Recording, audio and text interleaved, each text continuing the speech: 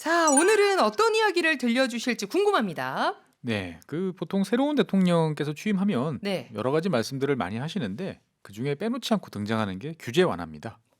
규제를 아, 풀자. 그랬던 것 같아요. 예. 그래서 생각해 보면 규제 저거 다 없애고 풀어야 된다라고 많은 사람들이 생각을 하는 거죠. 네. 그런데 왜 규제는 계속 남아 있을까요? 그런 생각은 진짜 한 번도 안 해봤던 것 같은데, 규제가 그래도 필요하니까 계속 규제를 하긴 하는 거 아닐까요? 그렇죠. 반드시 필요한 뭐 네. 안전이라든지 이런 네. 이제 규제도 있습니다만 사실 규제가 이 유지되는 이유 가운데 살펴보면 이 규제를 통해 이득을 보는 사람들은 분명하고 그 규제 때문에 음. 손해를 보는 사람들은 있을 것 같은데 누군지는 잘 모르겠는 아, 그런 경우가 많아요. 네. 그래서 만약에 그 규제를 풀면 그동안에 이익을 보던 소수의 사람들은 되게 큰 손해를 보겠죠. 그러다 보니 그렇죠. 이런 사람들이 결사적으로 반대할 경우에 이를 밀어붙이는 건 쉽지 않습니다. 음. 뭐 이런 규제에 대한 이야기 나오면 그래 미국, 영국은 규제가 없어 이런 이야기를 많이 하시는데 네. 이 미국이나 영국들 같은 것도 이제 1980년 그리고 90년대를 거치면서 규제가 많이 없어졌지 그 이전에는 규제가 엄청 많았습니다.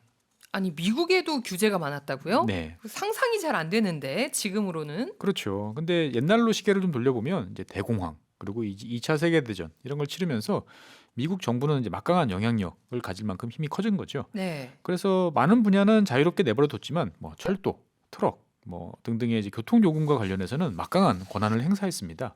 오, 이것도 신기하네요. 왜 유독 교통 관련된 분야에서 권한을 행사를 했을까요? 그러니까 옛날에 이제 록펠러 등 대재벌이 이런 교통망과 관련한 독점을 통해서 엄청난 이제 부를 축적한 것이 영향을 미쳤다고 보시면 되겠습니다. 아, 자신들이 보유한 철도를 이용하는 사업자들에게만 파격적인 할인 요금으로 이제 서비스를 제공하다 보니까 경쟁사들을 이제 퇴출시키는 방법으로 사용했던 거죠. 네네. 그래서 이런 독점을 막기 위해서 정부가 나서면서 표준 요금, 뭐 요금 통제 이런 방법들이 아, 등장하게 됐던 겁니다.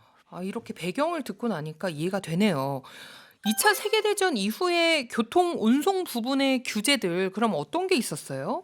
철도, 트럭 등은 모두 똑같은 표준 요금을 받도록 했습니다. 음, 한편으로 생각해 보면 참 좋을 것 같기도 하지만 기업들 같은 경우는 대규모 수송을 하다 보면 이제 규모가 늘어날수록 비용도 똑같이 그렇죠. 늘어나야 되는 거죠. 네. 가만 생각해 보면 우리가 물건을 많이 사면 깎아주잖아요.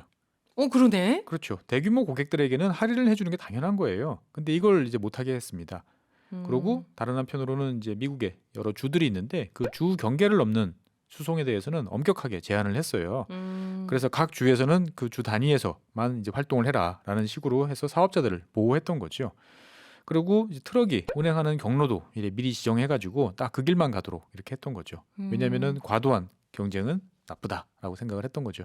근데 이게 또 기업들 입장에서 생각을 해보면 더 많은 비용을 부담해야 그렇죠. 했겠네요. 그쵸? 네, 맞습니다. 그래서 전문적인 이런 트럭을 가진 트럭 뭐 운송회사에 맡기는 것보다 네. 차라리 직접 트럭과 기사를 보유해서 물건을 운송하는 게 훨씬 낫겠다라고 생각을 했던 네. 거죠. 그러면 일단 규제는 없으니까.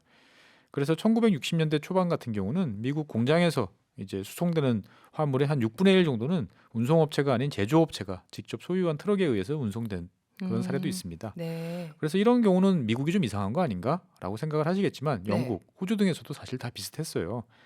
그래도 호주 같은 경우는 1954년에 이제 주 경계를 넘는 운행에 대한 규제는 폐지됐지만 그 이후에도 요금, 뭐 경로 이런 거 같은 경우는 미국과 마찬가지로 정부의 규제 대상이 음, 계속되었습니다.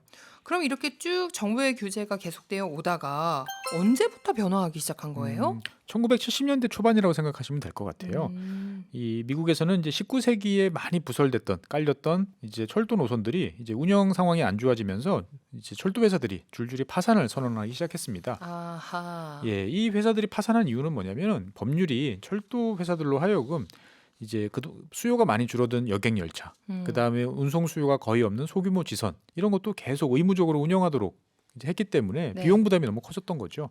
벌써 사람들이 대부분 70년대면 다 자동차를 타고 다니던 시절인데 네. 이제 기차들은 이제 수요가 많이 줄었던 거죠. 그래서 또 이런 철도들이 파산하게 되면 그래도 기차를 타고 다니던 소규모 외딴 마을들 같은 경우는 이제 상당히 힘들게 음, 이제 또 다가왔습니다.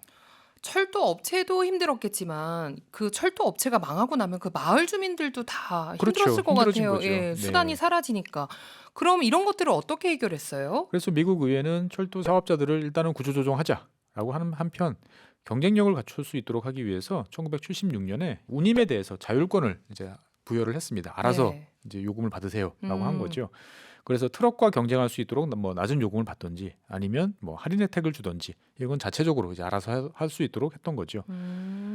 그래서 이런 것들을 쭉 겹치다 보니까 사람들이 이제 느끼게 된 거죠. 아, 그동안 규제가 너무 강해서 교통 시스템이 이제 비효율적이고 소비자도 불편했어. 그러니까 이것도 바꾸는 게 나을 것 같아. 라는 의견들이 점점 사회적으로 등장하게 됐습니다. 그러니까 제도적인 부분도 그렇지만 전체적인 사회적 분위기 자체가 변하기 시작을 한 거네요. 그렇습니다. 네. 그래서 1976년을 전후해서 이제 각종 교통수단에 대한 이제 규제들이 이제 금지되는 법들이 계속 만들어지기 시작을 했어요. 그래서 이때부터 트럭 이외에도 뭐 항공, 시외버스 등의 요금들도 다 자체적으로 판단해서 알아서 조정할 수 있도록 된 거죠. 그리고 이제 트럭이 운반할 수 있는 품목도 그 전까지는 다 정해졌었는데 이때부터는 빠지게 됩니다. 그리고 이제 겉보기에는 이제 이런 규제 완화와 철폐가 두드러졌지만 사실 더 큰 변화는 다른 곳에 있었습니다. 다른 곳에 더 큰 변화가 있었다고요? 네. 이건 뭘까요? 그러니까 이제 표준 요금이 없어지니까 네. 운송회사는 고객과 그러니까 화물을 이제 보내달라고 부탁하는 고객과 자체적으로 계약을 체결하고 화물을 운송하게 된 거죠. 그러니까 그 이전까지는 생각해 보면 모두 톤당 같은 요금을 받다 보니까 뭐 화물회사 입장에서 봤을 때는 내가 굳이 빠르고 정확하게 운반할 필요가 없는 거예요. 정시에 빠르게 도착한다고 하더라도 뭐 인센티브를 받는 것도 아니고 그렇죠. 그렇다고 좀 늦는다고 그래가지고 내가 뭐 페널티를 받는 것도 아니고 똑같으니까. 예, 그러다 보니까 기업들은 내가 주문한 물건이 제때 올까라고 생각을 해서 이제 충분한 재고를 확보하기 위해서 많은 비용을 이제 지불할 수밖에 없었던 거죠. 말씀하신 것처럼 이런 게 다 비용이잖아요. 그렇습니다. 네. 그런데 이제 그러한 경향들이 이때부터 바뀌기 시작한 거죠. 가령 예를 들어서 이제 철도 회사가 있고 자동차 회사가 있어요. 그런데 그 전에는 그냥 똑같은 한 대당 얼마씩 이렇게 하다가 이때부터는 이제 운송 계약을 체결을 합니다. 그래서 15분 지연될 때마다 철도 회사는 자동차 회사에 배상금을 지불한다라는 규정이 생기는 거죠. 반대로 철도 회사는 이제 그 화차 60량 분량의 화물을 운반할 경우에는 자동차 한 대당 낮은 요금을 받는데 만약에 화물량이 60량이 안 된다, 뭐 40량이라든지 50량만 되면 이제 비싼 요금을 받도록 하는 거죠. 야, 이거 점점 계산도 많아지고. 그렇습니다. 예. 복잡해지네요. 철도 회사, 뭐 자동차 회사 둘 다 머리 좀 아팠겠는데요? 그렇습니다. 그래서 상황이 이렇게 되다 보니까 철도 회사는 이제 정시 운행에 목숨을 걸어야 되는 거죠. 그렇죠. 그리고 자동차 회사는 한꺼번에 최대한 많은 물량을 보내야 되니까 생산 일정을 잘 맞춰야 되는 이제 상황이 코앞에 놓이게 됐습니다. 네. 하지만 결과적으로 보면 이렇게 해서 화물 운송의 정시성은 높아진 거고요. 자동차 운반 비용은 낮아지게 된 거죠. 그래서 자동차 가격도 아무래도 그 전보다는 낮아지게 되면서 소비자의 편익이 올라갔다라는 것들을 체감하게 된 거죠. 이렇게 듣고 보니까 규제를 완화하는 게 여러모로 이렇게 이득이고 당연하게 들리는데 이후에 다른 분야로도 이어졌는지도 궁금해요. 네, 다른 분야로 이어졌죠. 그래서 음. 이제 운송 수단에서 시작했다가 이제 통신으로 이제 넘어가게 됩니다. 음. 오랫동안 미국의 전화는 이제 AT&T라는 회사가 독점을 해왔어요. 지금도 네, 있죠. 지금도 있죠. 예. 그래서 당시에 이제 1970년대만 해도 AT&T는 이제 장거리 통신 사업본부, 그 다음에 미국 22개 지역의 시내 전화 사업을 독점하던 이제 말 그대로 공룡이었습니다. 그런데 이제 미국 법무부가 이제 반독점법 위반이다라고 해서 이 AT&T를 제소하면서 AT&T는 이제 제재를 피하기 위해서 일단 국제전화 요금을 이제 81년, 82년 한 1년 사이에 40% 한꺼번에 내리게 됩니다. 와, 대폭 인하를 했네요. 예. 네. 하지만 결국 1984년 이제 법원 결정으로 해체가 되고 그러면서 요금과 관련된 모든 규제도 사라졌어요. 그래서 쪼개진 업체들이 상호 경쟁하면서 국제전화 요금이 막 내려가다 보니까 네. 국제전화 시장 규모가 6배 이상 커지게 됐어요. 사람들이 이제 부담 없이 국제전화를 쓰게 된 거죠. 하니까. 네. 그렇습니다. 그리고 이제 이러한 상황은 미국뿐만 아니고 영국에서도 이제 비슷한 일이 벌어지면서 이제 통신요금 규제는 사라지고 비용이 낮아지면서 이제 기업들은 해외 공장을 만들어서 이제 운영하는 거에 대해서 부담을 별로 안 느끼게 되는 거죠. 근데 통신요금 규제가 사라지고 사업장 해외 운영이 더 활발해졌어요? 뭐 이게 무슨 관련이 있는 거예요? 옛날에는 비용이 비싸다 보니까 네. 해외에 있는 공장이랑 연락을 하려면 어마어마한 비용을 내야 되는 거예요. 그렇죠. 예. 그래서 뭐 전화, 팩스, 뭐 텔렉스 이런 거 사용하기가 사실 되게 힘들어가지고 외국에 공장을 지어봐야 이득이 날까? 이런 생각을 했는데 이제 이런 비용이 줄어들다 보니까 이제는 자주 연락해가지고 바로바로 챙길 수 있게 된 거죠. 네. 그러다 보니까 예전에는 해외에다 공장을 지으면 이걸 어떻게 해야 되나, 어떻게 운영해야 되나 고민을 했는데 통신 비용이 낮아지면서 이런 고민들이 상당 부분 사라지게 됐던 거죠. 그러네요. 우리도 예전에 뭐 유학생들 미국이든 어디든 가면 네, 전화비가 비싸서 그렇습니다. 이거 한번 뭐 몇 분 통화도 못 했는데 예. 막 어마어마한 돈이 나오니까. 그래서 여러 가지 제도들이 많이 있었는데 요즘에는 다들 그쵸. 예. 뭐 요즘에는 얼굴 보면서 카톡 전화도 있고요. 네, 뭐 전화가 많이 생겼습니다.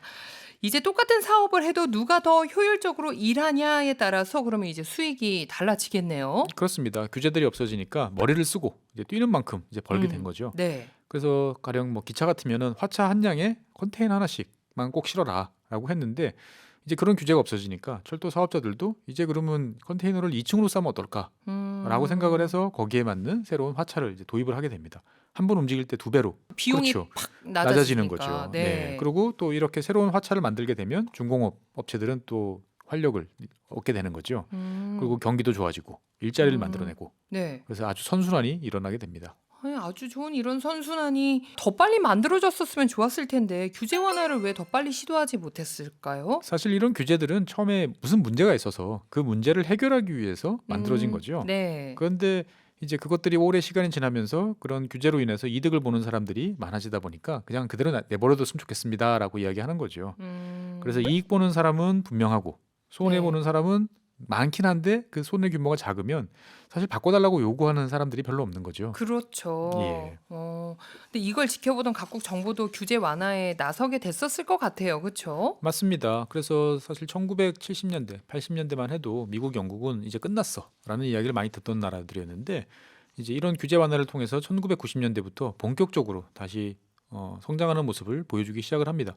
그러다 보니 많은 국가들이 저 나라들은 어떻게 저렇게 성장하지?라고 네. 생각을 하면서 경쟁적으로 규제 완화에 나서게 됩니다. 대표적인 것이 영업시간 제한이 없어지고요. 네. 그다음에 당연히 뭐 국가나 아니면 국영기업이 운영해야 되라고 생각했던 뭐 공항, 항만, 철도, 통신 등이 이제 민간업체들의 경쟁 체제로 바뀌게 되면서 소비자들은 선택권이 많아지고 비용은 낮아지게 된 거죠. 이렇게만 되면 다 좋았는데 항상 모든 분야에서 이제 규제 완화가 좋은 결과를 만들어낸 건 아니었습니다. 그럼 그 좋지 못한 분야도 있었나요? 대표적인 게 이제 금융이죠, 금융. 죄송합니다. 제 기침 소리 예쁘죠? 네. 과거 엄격하게 이제 통제되던 금융 분야에 대한 규제 완화를 본격한 거는 이제 영국이었어요. 영국의 그 금융 규제 완화는 빅뱅이라고 이야기될 정도로 엄청난 이제 변화였고요. 이 과정을 통하면서 영국의 금융 산업은 이제 급성장했습니다. 그래서 이 모습을 본 많은 나라들이 우리도 금융에서 저런 빅뱅 같은 규제 완화를 하면 되지 않을까 싶은 러시아, 말레이시아, 인도네시아 등도 이제 은행 개설을 쉽게 하고 은행에 대한 간섭을 줄이고 은행에 대한 검사를 줄였습니다. 여기에 더해서 이제 기업들이 그 전까지는 꼭 우리나라 은행을 끼고 해외에서 돈을 빌려오세요라고 했는데 이제는 기업들이 해외에서 직접 돈을 빌려올 수 있도록 만들어줬던 거죠. 빚을 내서 대규모 투자를 하다 보면은 꼭 일이 생기잖아요, 박사님. 그렇죠. 네. 그러니까 이제 국가가 손을 놨을 때 이제 그러면 이를 대체할 수 있는 사회적 체제가 자연스럽게 만들어져야 되는데 이게 이제 쉽지 않고 그러다 보니까 사람들이 이제 이 틈을 타서 큰 돈을 한꺼번에 벌려고 한 탐욕이 커졌습니다. 네. 사실 금융업은 돈으로 돈을 버는 거기 때문에 쉽게 큰 돈을 벌 수 있었고 사람들은 이제 위험한 거래에 열중하게 됐던 거죠. 그래서 결국 97년 초반서부터 아시아 많은 국가에서 은행, 기업들이 파산하면서 국가 부도의 상황에 내몰리게 됐고 우리도 IMF 위기를 맞았던 거죠. 그러니까 규제 완화가 무조건 좋은 거는 아니죠? 뭐든지 우리도 그렇잖아요. 그 적당한 선, 이 적당한 선이라는 게 참 어렵긴 합니다. 위험하니까 무조건 하지 말라는 것도 사실 좋은 거 아니고요. 그렇다고 무조건 해보라고 등 떠미는 것도 사실 쉽지 않은 거죠. 근데 종합적으로 보면 너무 겁을 내기보다는 그래도 계속 풀어주면서 하지만 한편에서 면면하게 이제 꼼꼼하게 챙겨보는 그런 것들이 더 좋은 결과를 가져오는 것 같습니다.